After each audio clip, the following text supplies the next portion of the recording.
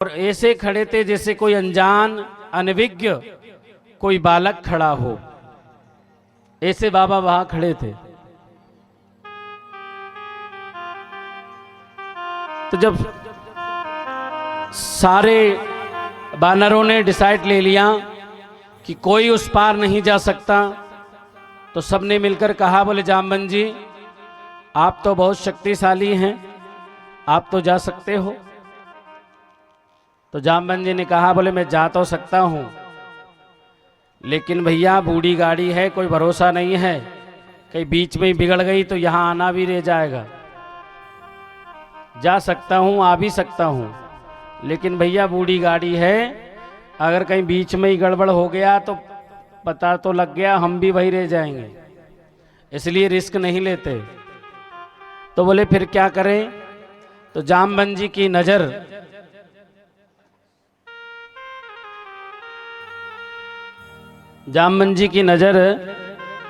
हनुमान जी महाराज पे पड़ी।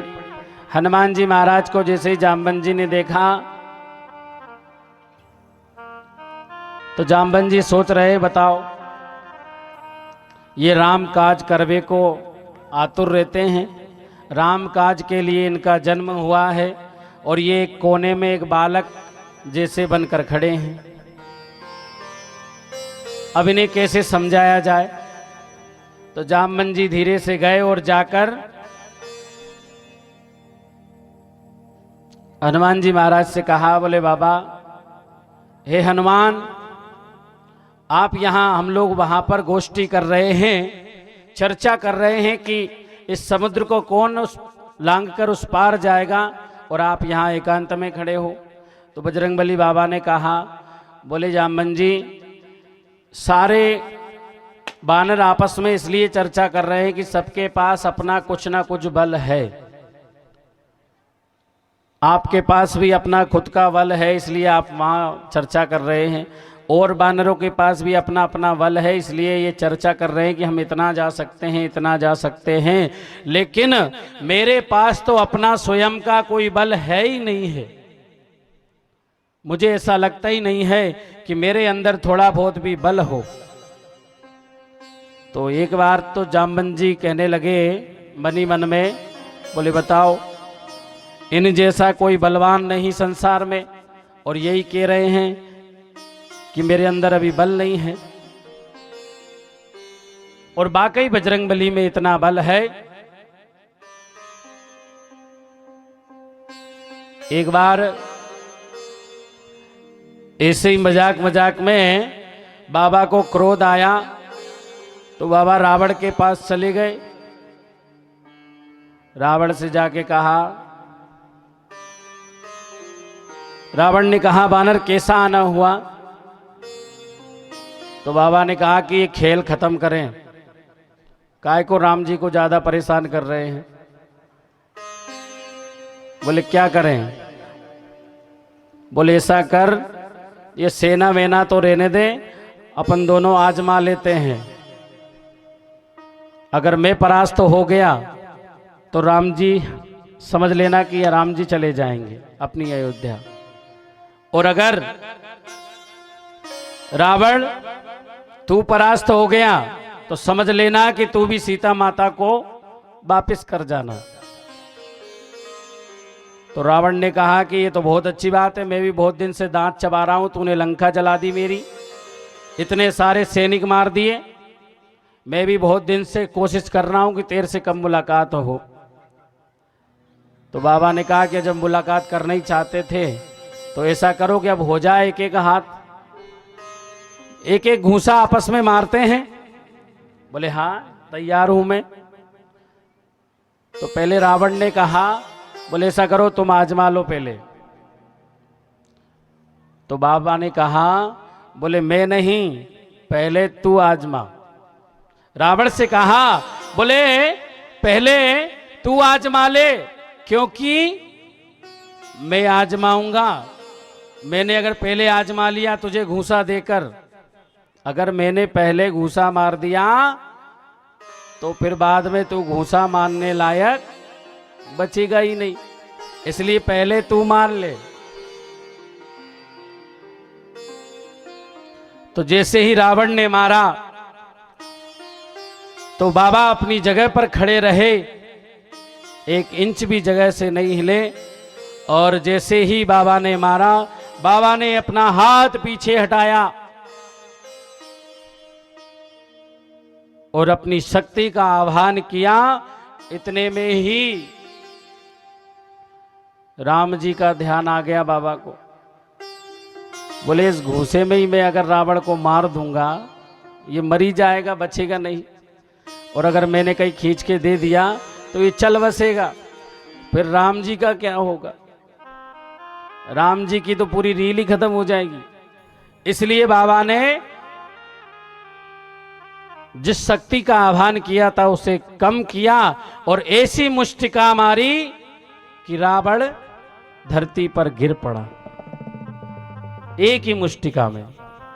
तो रावण भी समझ गया कि कोई भारी आदमी लगता है, ये मुष्टिका बहुत तेज से पड़ी है। तो आज जब जामवंत जी महाराज कहने लगे कि हे बजरंगबली, तुम्हारा जन्म ही राम काज के लिए हुआ है और तुम यहां शांत खड़े हो। बोले राम काज करवे को आतुर, तुम्हारा जन्म ही राम काज के लिए हुआ है और आज ये राम काज तुम्हारे बिना नहीं हो पा रहा है। हे पवन पुत्र, अपना बल याद करो। बस इतना ही कहना था जामवंत जी को कि हे पवन पुत्र, अपना बल याद करो और तुम्हारा जन्म राम काज के लिए हुआ है। इतने में तो हनुमान जी महाराज को अपनी भूली हुई शक्ति वापस याद आ गई और जैसे ही हनुमान जी महाराज जी ने हुंकार भरी और जयकारा लगाया, बोले जय श्री राम, और जैसे ही हुंकार भरी तो हनुमान जी महाराज का विशाल काया शरीर हो गया, आकाश की ओर बढ़ गया।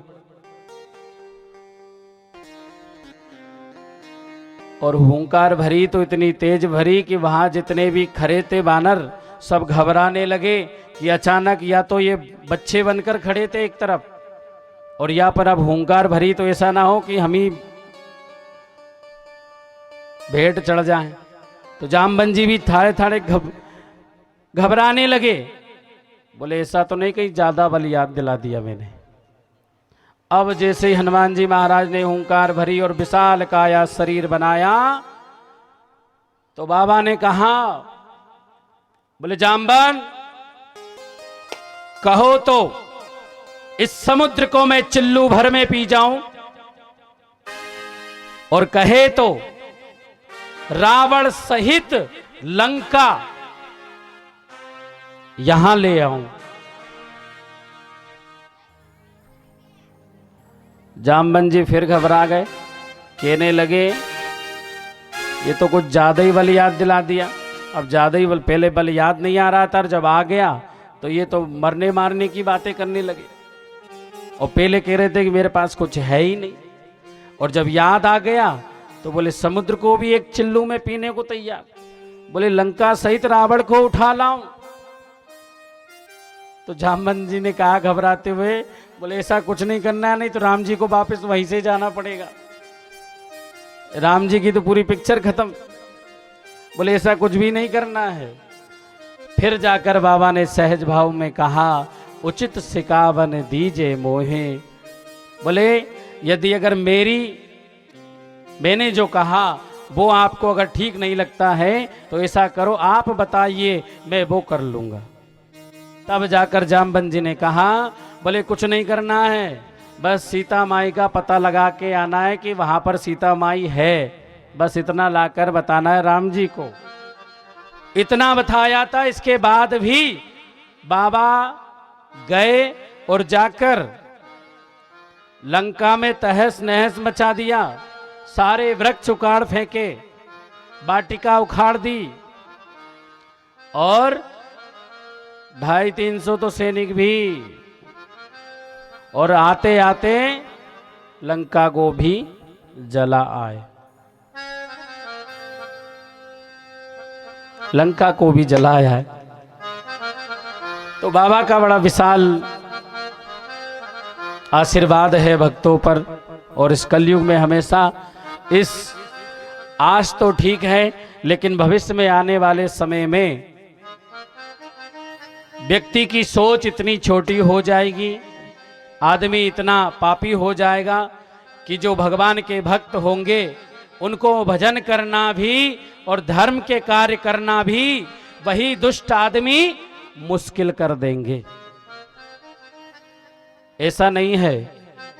द्वापर, त्रेता, सतयुग, इसमें भी वो राक्षस थे